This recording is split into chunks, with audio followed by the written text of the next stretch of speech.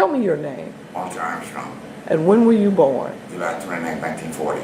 And where were you born? Right here in Albany, Georgia. Okay, and who were your parents? My father's name is Henry Armstrong. My mother's name is Harry Daniels. Okay, and how many siblings did you have? 9. Okay, and what side of town did you live on in Albany? On one side you can live on, that's the west side. In growing up, what are some of the first things that you remember about the street that you lived on? Well, everybody on that street was black. Okay. And that street was dirty, no pavement. And they had white stores, you know, like little grocery stores, it was white. But they did have some black stores also. Your Harrow down Whitney, over across from Protease Funeral Home. Then you had O.C. George's store in South Madison. And then you had the Kings, they had grocery stores also. They had 2. One was on the corner of Mercer and Monroe. The other one was on the corner of Jefferson and Gordon.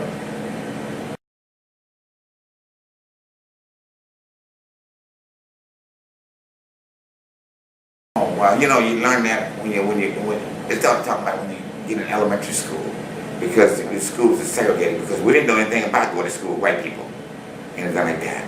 And as you grow up, then you learn those things much more. Did you have any encounters when you left the neighborhood that was all African American? No, actually, I didn't have any problems. The only time I had a problem when I was living in Albany Herald.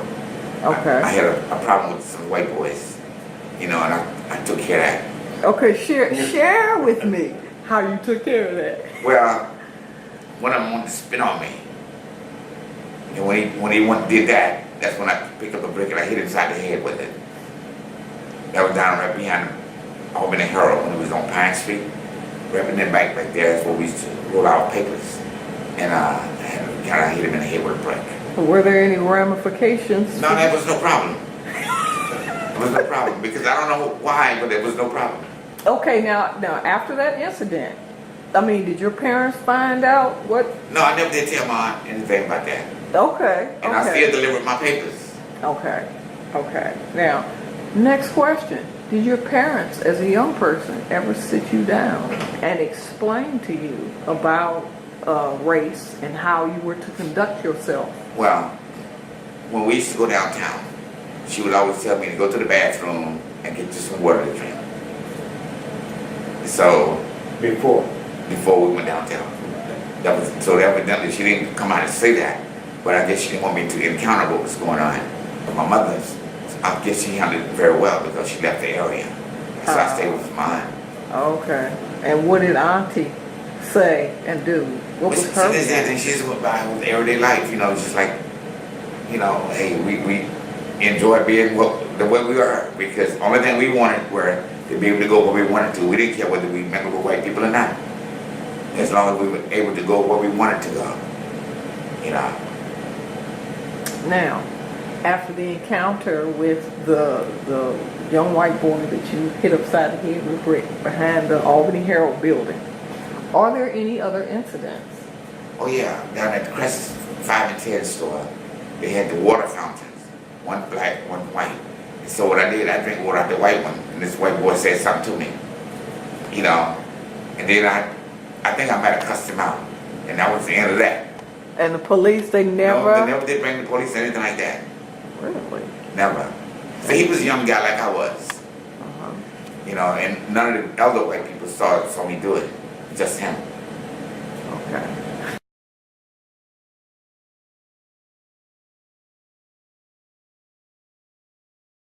At Monroe High? Oh, Monroe High was a good school. You know, I enjoyed it being there. Okay. Teacher was fair and all that kind of stuff, you know. And, you know, you had your discipline and all that kind of stuff, you know, but this is where it was. I never thought about going to any other school but Monroe. Okay. Because that was the only school you could go to other than Albany High. Yeah. Now here, I'm asking you all of this to lead into what makes you decide to go to college? Well, actually, you know, when you're in school, you had to shop. Mechanics, auto mechanics, brick masons, carpentry, shoe repairing. I didn't want any of that kind of stuff. Auto mechanics. Auto mechanics. And I didn't want to do that kind of stuff, but I didn't like getting my hand dirty. And so I decided to go to college where I can probably teach, get a job at the federal government or something. Okay. Now, what year do you end up graduating from Monroe High? I finished in 1959. Okay. And as you told me before we started talking, that Albany State was the only place you felt like you wanted to go. Now, once you get here, what is life like for you? Are you involved in many different student organizations? Are you a leader about campus once you arrive? Well, mostly I'm just a student, you know, and sometimes when they have other curriculum activities, I would come over and sit in on it, you know, but I never did actually join a lot of things, you know, but I participated in things that was going on. Now, did you live on campus? No, I stayed over in the city.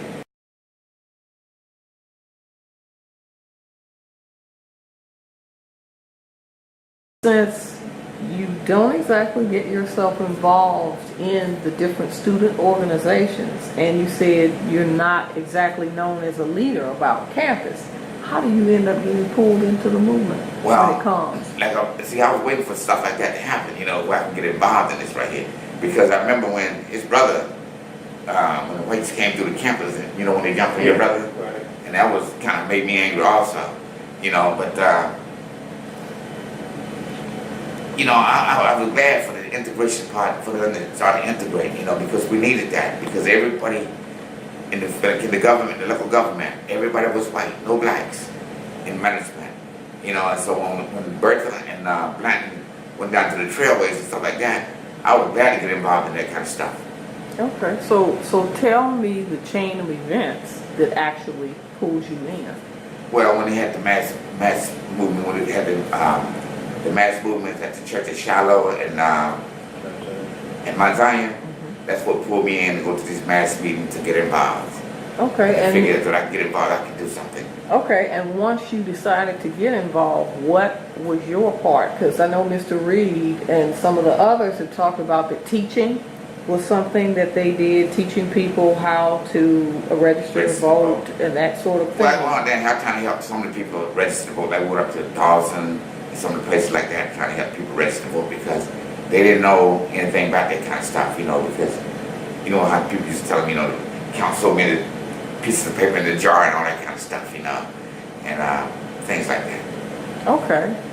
Now, I guess my next question is, once things get started, are you arrested and do you end up going to jail once you've attended, you know, that first mass meeting? Yeah, the first mass meeting when we were marching and stuff like that, yes, I went to jail. I was one of the first in the first group. Okay, and was that during the time of Dr. Martin Luther King's arrival? Okay, and where did you end up going to jail? And what do you remember about being arrested? Well, they took us down to, I was on Pine Street. Yeah. That's why I was on Pine Street, the jail there. They didn't take me out of the city because, like I said, I was the first group. So that's why they put us on Pine Street at that little jail. You had to go down through that little area back there, right in there. And what happened, see, they were supposed to have, the way we got out, we had to pay a bond.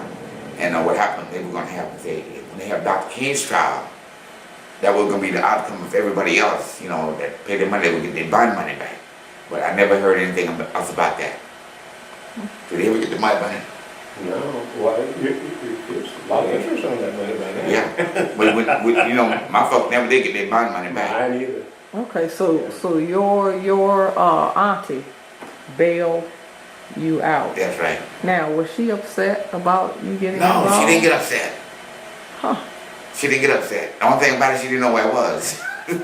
Yeah. Yeah, no, that's true. That's true. They didn't know where I was. Okay. And somehow, the word got out to her that I was in jail. And she came up and asked me, did I want to get out? I said, no, let me stay up here a few more days. And so I stayed in. Because now, here's my question. Were you involved with SNCC? You know, I wasn't a member, but I got involved with them. Okay. Now, I guess I should have asked this prior. In high school, Were you a part of, some of the others were involved in the NAACP Youth Council. Were you involved in any of that? No, I thought about getting it, but I didn't. And when Bobby never was a member there, he was the president, but I never did get involved. Okay. Now, after getting out of jail, what are some of the other things that you did as a part of your activities? Well, after I got out of jail, I still messed around, and went to some of the mass meetings and things like that. And when they held the marches, I still participated. But eventually, I got drafted into the military. And when was this? In 1962. When do you remember going into the military? Was it right that January, or was it? No, I think it was around March or April when I got that drafted letter. Now, here's my question. What were your thoughts once you were, it's like, conveniently drafted? I said, maybe this is a retaliation for me being involved in the civil rights movement. That's what I thought. Okay. And so that permanently takes you out of involvement. Out of that's right. Now, were you in it for the duration until like maybe 1965? The military? Yeah. No, I stayed in there until what? The end of '64. Okay. I was in like 2 years. I was drafted.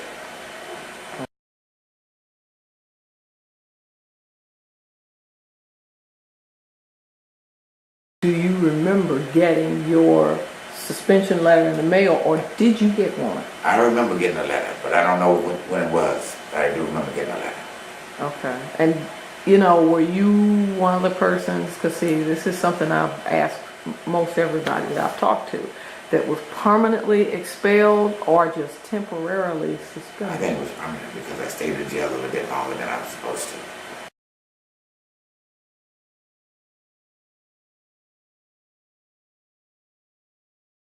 Oh, that way, from then on, I said, well, I enjoyed being a part of the movement.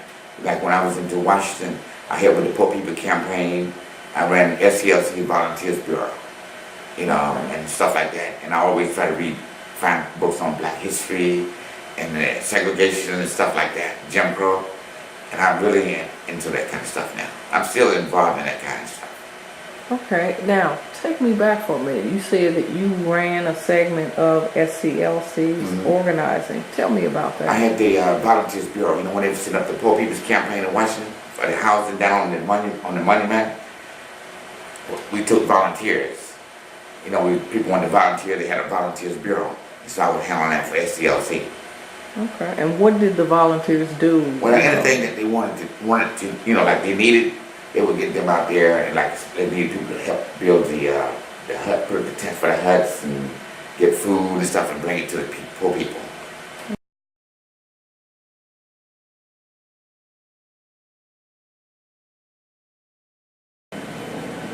They should know that we went out on the limb for them, and that it should still fight, because what they see is not always real. See, a lot of stuff they see is not what they think, because white people gonna look out for the white people before they look out for you. So don't put all your trust into them. We still have to fight. Still gotta protest. And see what happened that now they don't protest like they should. Because they think everything is for real now. It's not like that. They can look at how the jobs are. Who got the jobs and who don't have them. So like Dr. King said, if you can't see the white of their eyes,